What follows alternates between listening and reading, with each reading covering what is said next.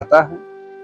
मार्कंडेय ऋषि ने देखा कि भाई बड़ा कष्ट में, बड़ा दुख में है, पीड़ा सह रहा है, असहनीय पीड़ा हो रही है। उसको बुलाया, बैठाया, पूछने लगी भाई तुझे पीड़ा क्यों, ये कुष्ठ रोग क्यों हो गया भाई, कैसे हो गया। तो उसने अपनी आपको बताया कि लेकिन वह भी वह जो हेममाली था, पृथ्वी लोक में आने के बाद भी उसे अपने पूर्व जन्म की सारी बातें याद थी, क्योंकि भगवान शिव की पूजा के लिए पुष्प ले जाया करता था। तो वह भी शिव भक्त था, तो शिव भक्त के लिए शिव की पूजा के रोज ले जाता था। भगवान शिव की कृपा से उसे ना अपने पूर्व की सारी बातें याद थी। और मार्कंडेय से कहने लगा, महाराज मैं एक दिन महाराज कुबेर को पुष्प लेके नहीं गया था, पत्नी के साथ रमण करने लगा, और महाराज कुबेर ने मुझे श्राप दे दिया है पत्नी वियोग का और ये कुष्ठ रोग का, इसलिए मैं पत्नी से दूर हो गया हूं, पृथ्वी लोक में कुष्ठ का रोग लेकर के भटक रहा हूं। आप कोई उपाय बताइए। तो मार्कंडेय ऋषि बोले कोई बात नहीं,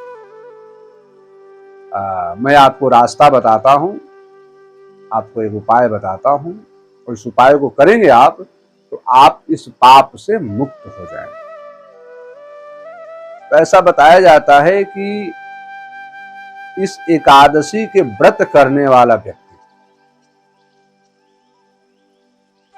अगर किसी कारण अकारण पत्नी से वियोग हो गया हो तो पत्नी से मिलन हो जाता है।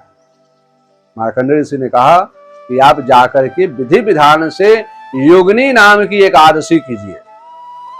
आषाढ़ कृष्ण पक्ष में जो एकादशी आएगी उस एकादशी का व्रत कीजिए, और उस एकादशी का जब विधि विधान से व्रत करेंगे, व्रत को पूर्ण के बाद में व्रत खोलेंगे, पारण करेंगे और भगवान विष्णु की पूजन करेंगे, तो निसंदेह आप इस पाप से मुक्त हो जाएंगे।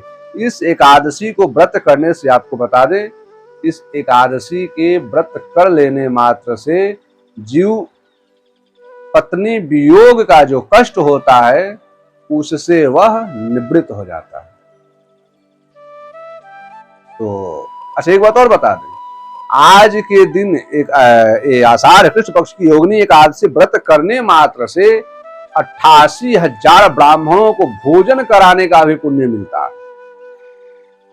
एक साथ 88,000 ब्राह्मणों को भोजन कराएं, उसका पुण्य एक एकादशी कर लेने मात्र से प्राप्त हो जाता है।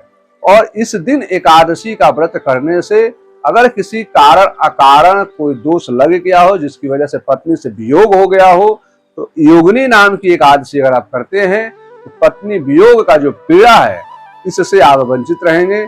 आपका पत्नी वियोग नहीं होगा, और पत्नी वियोग हो भी गया होगा तो दोबारा पत्नी का आपको सुख प्राप्त होगा। इसी के साथ में आप सभी को जय श्री कृष्ण, जय श्रीमन नारायण।